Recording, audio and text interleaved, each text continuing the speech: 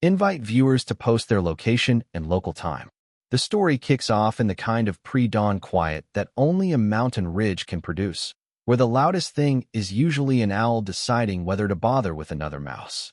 At 3:50 a.m., that silence gets ripped apart by the shrill ring of Liam Hargrave's landline, the sort of jarring sound that can make your heart race before your brain is even online. Years in mountain search and rescue have conditioned him to snap awake, pull in a breath, and brace for news about someone stranded on a cliff or buried in a snowdrift. Instead, the voice is clipped, cold, and oddly bureaucratic. "This is Karen Weldon, president of Summit Crest Homeowners Association. I need you to bring me the keys to your gate and all your farm buildings immediately." Liam's first thought is that maybe he's still dreaming, because, in the rational world, no HOA president phones you before dawn demanding access to property they don't even govern. But Karen barrels on about an emergency safety inspection and suspicious activity reports. Historians still argue whether her audacity came from genuine delusion or a kind of suburban imperialism, but Liam knows one thing. His 600-acre spread sits a mile above Summit Crest, past a swath of federal forest land, and has never belonged to any HOA. So, he tells her flatly to call back during business hours. That's when her voice sharpens into threat mode. If he doesn't comply, she'll send her security patrol to take what they need. By the time he hangs up, he's already in tactical pants, pulling on boots with one hand, loading his Remington with the other. His father used to say that mountain folk don't need to look dangerous, they just need to look ready. Liam grabs his night vision monocular, his telephoto camera, and slips out the back door into the cold, pine-scented dark. Sure enough, two black SUVs idle at his main gate, engines purring, logos glinting in the headlights. 6 figures in safety vests move with a precision that says they've done this before. One bends over the padlock with a set of professional picks, a lockpicker's ballet, delicate but decisive. He's already snapping photos when Karen steps out of the lead SUV, blonde hair pulled tight, wearing an expensive outdoor jacket that looks fresh from a catalog. She barks orders, pointing along the fence, gesturing toward his buildings. Liam radios Dave Martinez, a cop who knows mountain property lines better than any county map, and gives a quick rundown. Dave's voice crackles back. ETA 15 minutes. Keep documenting, no direct confrontation. Liam decides to light up the stage. 6 surplus floodlights roar to life, flooding the gate in white glare. The intruders freeze like deer. "Good morning, trespassers," he calls through the bullhorn, making sure his camera's still rolling. Karen tries to spin it as an official HOA inspection. He asks for a warrant. She says she doesn't need one. Somewhere, legal scholars would later debate whether that line was arrogance or just a confession, but Liam knows in real time that she's just handed him his first win of the night. The standoff at the gate takes a turn when a white sedan noses up behind the SUVs, headlights dimming like it's about to deliver salvation. Out steps a man in a county-style uniform, leather portfolio in hand, radio on his belt, badge glinting in the floodlight glare. He passes the folder to Karen, who waves it at the gate like a royal decree. "We have official authorization for this inspection," she calls. "Last chance to cooperate." Liam zooms in with his camera and feels a cold recognition. He knows that face. 3 years ago, during a brutal rescue mission, he'd worked with County Inspector Thomas Riley. Except Riley's been dead for 18 months, buried after a car accident, which makes this inspector either a ghost or a very bad impersonator. "Nice uniform," Liam calls, voice carrying through the trees. "What's your badge number?" The fake stammers. Karen steps in, snapping that they're not here to play games. Liam plays his part, sounding defeated, asking her to slide the paperwork under the gate. She bites.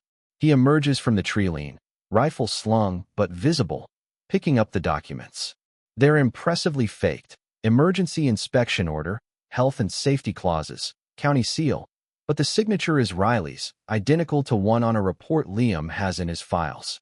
"Tell me," Liam says loudly, "how long have you been working with Inspector Riley?" The answer's shaky. Liam drops the hammer. "You can't call him. He's been dead for 18 months. That's when the first crew member starts inching toward an SUV. Moments later, Dave's patrol car crests the hill, red and blue lights washing over the pines. His backup officer fans out toward the vehicles, and Dave walks up with the calm weight of a man who's already solved the puzzle. Karen tries to pass the forged documents off as part of an internal community matter. Dave asks for IDs. The fake inspector hands over a laminated card with Riley's badge number.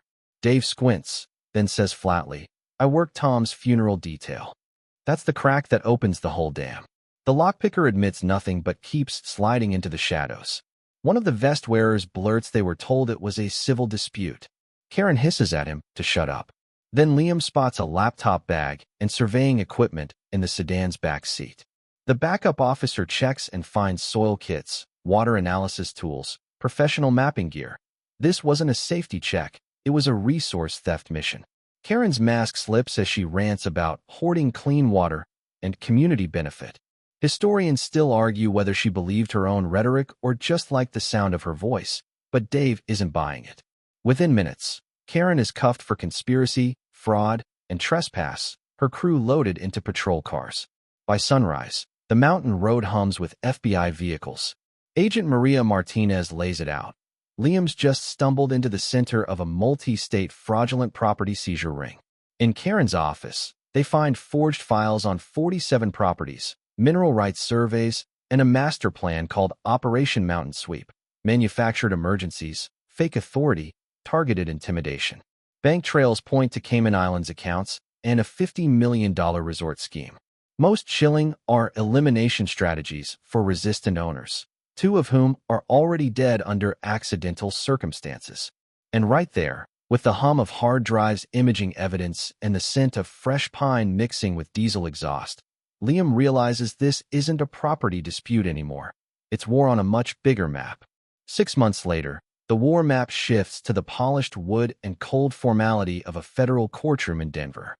Liam sits in the witness box, the jury's eyes fixed on him, Karen Weldon glaring from the defense table in an orange jumpsuit that looks about as natural on her as a wetsuit on a cat.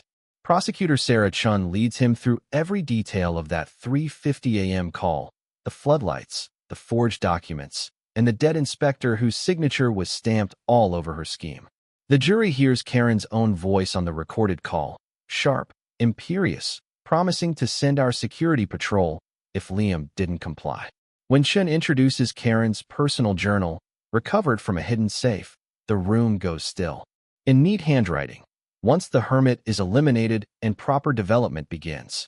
Blackwood, Karen's high-priced defense shark, tries to paint Liam as a paranoid recluse, but Chun counters with 5 days of evidence.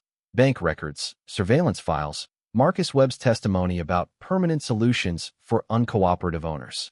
Webb even describes sabotage climbing gear in Karen's storage unit, designed to fail on rescue calls. The forensics expert confirms it. Somewhere in the back row, a journalist scribbles furiously. Historians still argue whether the moment Karen's shoulders slumped was defeat or just the weight of realizing she'd been outmaneuvered by a man she'd called a hillbilly hermit. The verdict is swift, guilty on all 37 federal charges. Judge Vance, her tone like granite, hands down life without parole for murder conspiracy, plus 25 years for fraud, racketeering, and conspiracy. Co-conspirators get their years in federal pen, corrupt officials are disbarred, and $15 million in seized assets is distributed to victims. Liam's awarded $6.7 million, but the bigger win is the permanent injunction stripping HOA security operations of any authority beyond their legal boundaries. 2 years on, Liam's Mountain is both fortress and beacon. Steel gate that could stop a truck, seismic sensors, cameras with facial recognition, and a sign that leaves no doubt. Private mountain property, no HOA access ever. More than that, it's a training ground, the Hardgraves Mountain Training Center, where property owners learn to defend against the kind of organized land grabs Karen pioneered. Maria Martinez, now his wife, runs defensive tactics drills for visiting ranchers. The mineral spring flows as clean as the day his father first tapped it, now federally protected. And sometimes Liam wonders if Karen knows, in her cell, that her greed built the very network that will keep her dream from ever rising again. He stands on his porch in the cool mountain air, watching his pregnant wife teach a Nevada cattleman how to spot a fake inspection order. The wind moves through the pines in long, slow sighs, And for a moment, the place feels exactly like it did before that phone call. Quiet, steady, unbroken. The war for his mountain may be over, but the land is alive. The people are ready, and the lesson will last generations. The pace softens now, sentences stretching, thoughts slowing like the dusk sliding over a ridge. The porch boards are warm under his boots. The scent of coffee drifts from the kitchen where tomorrow's work waits in quiet stacks.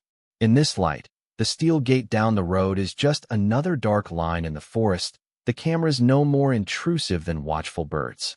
Somewhere far below, headlights trace the valley floor, but up here, it's only the sound of the springs threading their way to the creek and the easy rhythm of Maria's voice carrying over the training field. In the hush between her words, Liam breathes in the pine and lets it fill him. Whatever comes next will come, but tonight the land is safe, the air is clean, and the mountain, his mountain, holds steady beneath a sky soft with stars.